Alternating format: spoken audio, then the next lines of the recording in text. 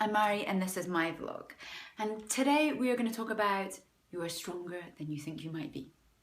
I'll let that hang there. That's on a lot of those like memes or, things. People often bandy about terms, which, until you actually live them, you sort of, yeah, a bit. But let me tell you, darling, I'm going to tell you a little story that will send shivers down your spine. Sounds a bit like a Garfield. I used to love Garfield, and Garfield did an amazing Halloween special. And that's something that he would have said to his buddy Odie, or Odin, that dog. Anyway, right. Now this is to do with the jungle, Mexico, and me being 19 with a hammock. I bet those are words you never thought Tallulah would say. Well, just as well, darling, because Tallulah's not saying them, Mhairi is. I'm not sure how Tallulah would fare in rainforest. Maybe not as well as I did. Anyway, the thing was, when I was 19, my boyfriend Xander and I travelled through Mexico and Guatemala with a hammock and followed the Mayan trail without even a mosquito net. That's how intrepid we were, or how foolish. But anyway, I'll go with intrepid. The point is, we were in Palenque, which is south of Mexico City. And we decided to, actually when we say we, I say Xander decided it would be a good idea for us to go through the jungle to get to this pyramid sort of center, where all the pyramids were in this one site. And I, to be honest, I was a little worried about this because I've never been through a deep, and when I say jungle, it was rainforest, so it's very, very dense and very tall trees. Rainforests are, you can barely see the sky, because obviously that's what happens in rainforest when it rains, it goes through the canopies and all that. So dense is the word to hang on to and remember. And I spoke in my broken Spanish. When I say broken Spanish, I mean I have about 50 words that I know in Spanish. And I said to the local Mexican people there, "Está posible, a pie," because my French comes in. Can we marcher in the forest, in the jungle? Is it going to be okay? ¿Cómo estás? And they basically said, difficult because it's monsoon season right now. So for you guys to walk through the jungle, you're only going to walk maybe half a mile. But because it's monsoon, every day when it rains, new paths are formed because obviously mud shifts. And so it's very hard to even follow a path. Anyway, my boyfriend Xander, who had grown up for partial time of his life in Borneo, so he was kind of not more knowledgeable, certainly more than I was with the rainforest, said, no problem, we're just going to do it. Once in a lifetime kind of thing. And so I thought, okay, well, we're just going to do it. Even though somebody right before we went in was telling us about a scorpion he'd seen. So this was serious jungle. This isn't just, a bit of a tarantula. No, this is like serious things. Snakes, howler monkeys, 700 miles deep kind of jungle. Anyway, so we go in.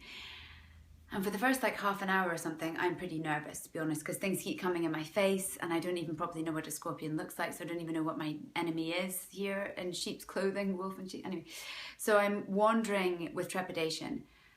And after about half an hour or so, we realized we were totally lost. And Xander, who had been completely relaxed and calm, suddenly starts to look a bit anxious. And I see the fear in his eyes, and something happens when he starts to get panicked. I just became extremely calm, and I would have never imagined that would have been my reaction at that moment, but I did. And then I remembered this book that I'd read when I was 9 years old called Walkabout, which is an adventure that happens with the Aborigines in Australia. And I'm not an adventure book person, but we'd had to read that when I was 9 in school.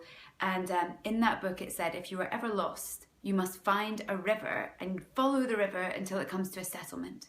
And so I completely remember that at the right minute, said to Xander, okay, all we need to do is find a river and then we'll find a settlement. Which is slightly easier said than done, finding a river, but we did find a little stream that then trickled into massive rocks. So we couldn't go any further in this stream because it sort of disappeared. And I tell you, think, oh my word, this happened like day 19, I ate Xander's foot. Obviously I was going to be the survivor, not him. But it was like one of those moments that you think, wow, you read about these people in a newspaper and you completely judge them. Oh, stupid gringos, Europeans coming to Mexico and getting lost in a jungle. You didn't even have a bottle of water. My parents knew I was in Mexico, but didn't even really know which bit. We'd have disappeared, basically. And this was me. This was happening to me. I've got a degree in all this, but this was what was happening. I was stuck in this jungle. So it was alarming to think. And anyway, we walked down the sides of these boulders, refound the river, and I said to Xander, we just actually have to get into the river, because I don't know why I thought that, but we just got into it. We started wading through it. there were rocks and all sorts, but honestly, when it's a matter of survival, you just don't even see the thorns and things. And after several hours, we got out of the river and we got out onto the dirt road, which we should have taken from our hammock to get to the site initially. And we came flying out like we were from out of Africa and David Livingstone or something, to see even humans, which I was beginning to think we weren't ever going to see again. But we did, and we got out. And that was amazing to me. If somebody had said you were going to single-handedly get yourself out of a jungle, I may not have believed that that was possible, or that I would randomly remember a book that I'd read when I was 9. So basically, anything that's happened in my life, I've thought, you never know. You can rise to it, and you don't really know until you're in it. How, you know, it's like that woman that with superhuman strength to lift a car up when she sees a child under it.